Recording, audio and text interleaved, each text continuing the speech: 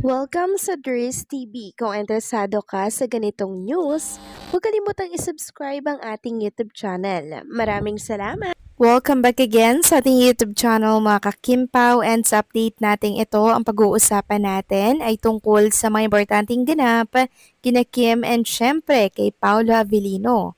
Pero bago po ang lahat, maraming salamat sa inyong patuloy na pagsuporta at pagsubaybay sa mga daily update natin. Kaya naman bilang pasasalamat, narito po ang mga napili kong komento patungkol yan sa naging previous update. Una komento mula po ito kay Ginang Helen Santos. Sabi niya, talagang walang Kemerald. Kaya kayo, tumigil na kayo. Hindi na para bumalik si Kim. Alam ni Kim na ginagamit lang siya ni Gerald. Malabo na balikan siya ni Kim. Ang laking pogi ni Paulo sa kanya. Kaya tumigil na kayo na si Kim ay tatambal kay Gerald. Hindi na sisikat siya.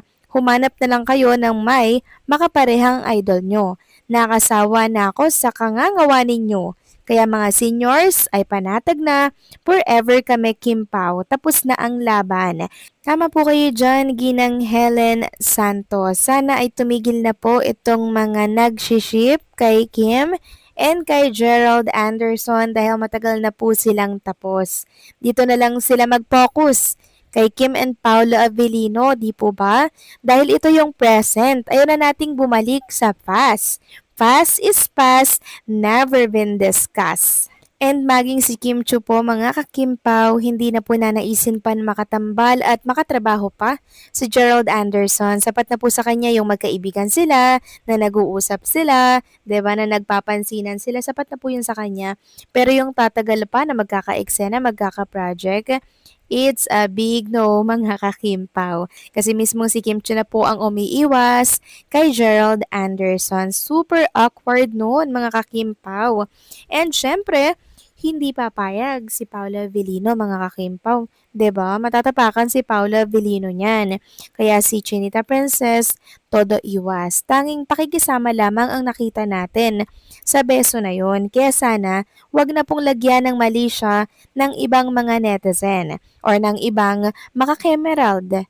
'Di ba? Wag na, tama na. Si Kim Chu na po ang umalma, si Kim Chu na po yung umaayaw, at si Kim Chu na po ang sumusuko. Kaya please lang, tigilan na po si Kim and syempre si Paula Avellino. So maraming salamat sa komento, Ginang Helen Santos. God bless po at mabuhay kayo. At ang next comment naman mula po kay Ginang Edetana Donza. Sabi niya, walang Kemerald kasi Kimpaw kami. Wala kaming kilig sa Kemerald. Huwag ipilit, naka-stress Kimpaw lang, okay? Kaming lahat sa Kimpaw lang, malakas, the best partner. Kaya basher step out, no way to Gerald, mga ilusyonada. Kimpaw, Kimpaw, Kimpaw kami. Bagay na bagay si Kimberly Suyap Chu at Paula Avellino, okay? No, no, no, no to Gerald. Tigil na kayo bashers. Move on na. We love Kim Pao. Yes, tama po kayo dyan, Ginang Edetana Donza. Basta lagi lang nating isipin na wag tayong magpapapekto sa kabila po ng pang-ship na mga Kemerald na to kay Kim and kay Gerald Anderson. 'Di ba? Straight lang tayo, ang focus natin kay Kim and Paula Avellino or sa Kim Pao. Kasi syempre, yung mga yan po yung ginagawa nilang way para pabagsakin ang tambalang Kim Pao. Pero syempre, since tayo ay matatag at panatag na kay Kim and Paolo, hindi po tayo madadala sa mga balak at plano nila na mga ganyan. 'Diba? Ganito kasi tayo pinatatag ni Kim and Paolo Avellino, ang pundasyon na walang inuurungan at walang sinusukuan. So maraming salamat sa komento, Ginang Edetana Donza. God bless po at mabuhay kayo. So eto na nga, pag-usapan na natin mga kakimpaw ang mga topic na nakalap natin sa gabing ito at tunahin na nga nating pag-usapan. Ang tungkol po dito sa statement ni Chinita Princess for 20 years.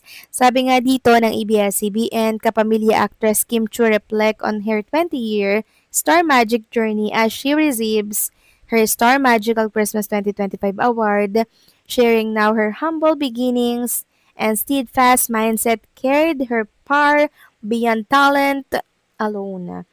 Sabi po dito, I don't know how to sing, to dance, to act, but what I only have are dreams and hope na sana maitawid ko yung pamilya ko. Yan lang po yung pangarap dati ni Chinita Princess. Grabe, no? Pag ikaw talaga ay merong hope, syempre, meron kang pangarap, ikaw ay magtatagumpay. Pero samahan natin yan ng sipag at tiyaga. Tulad ng ginawa po ni Kim. Sabi niya nga dito, I also learn with those 20 years that your talent will bring you in the room and open doors for you, but your attitude will define how long those doors will stay open. So tama po si Chinita Princess, and hanggang ngayon, 'di ba, naka-open pa yung mga doors na yon kay Chinita Princess dahil siya po ay mabait, down to earth, very humble niya mga kakimpaw. Kaya marami pong nagmamahal sa kanya at lahat kasundo niya. Ang daming blessings. Kaya deserve niya mga kakimpaw ang mga blessings na tinatamasa niya ngayon. Sa loob ng 20 years, hindi po nalao si Chinita Princess. Samantalang next topic naman tayo, pag-usapan natin itong tweet ni Carlos Miguel. Sabi niya, as team panatag, wala akong insecurity at worry pagdating sa relasyon ni Kim at Pau. Ramdam ko kasi na mahal ni Pau si Kim. Inaalagaan at pinoprotektahan niya ito. We don't need a CCTV para makita ang bawat galaw nila. One thing is for sure, masaya sila sa isa't isa. Yes, tumpak. Very well said, Carlos Miguel. Hindi na kailangan ng CCTV para meron tayong maipakitang patunay kung anong meron kay Kim and Paula Avellino. Dahil sa kilos pa lang, sa pinapakita pa lamang nila sa publiko, napakalinaw kung anong meron sa kanila mga kakimpaw. Kaya maging panatag lang tayo, okay? At kanina nga po mga kakimpaw dito po sa live ng It's Showtime, meron pong ginawa si Chinita Princess na kung saan nag-flying kiss lang naman mga kakimpaw. Alam nyo, umano to ng samot-saring komento. Tapos kinilig yung ibang mga fans. Sabi nga nila, ayan, binasag na si Gerald Anderson at yung mga nag-ship dito kay Gerald Anderson dahil yung pa-flying kiss daw na yun ay for Paula Avellino. Syempre naman, alam nga naman kay Gerald Anderson, di ba? Kay Paula Avellino yun habang nanonood si Paulo ng It's Showtime sa kanilang bahay. Sabi nga dito nung nag-commento, for Pau Pau, flying kiss, nanonood ba Kim? Syempre, pinapanood po niyan si Chinita Princess, mga kakimpaw. Pwede bang hindi siya panoorin nun, 'di ba?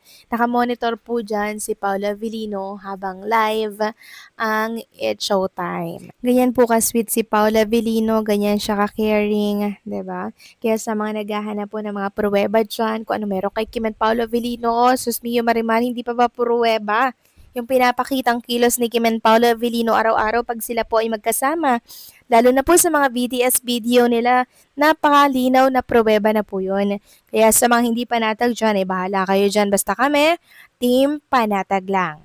So anong masasabi nyo dito mga kakimpaw? Huwag kalimutang mag-comment, okay? So paano hanggang dito na lamang pong update natin. Maraming salamat sa pagsuporta.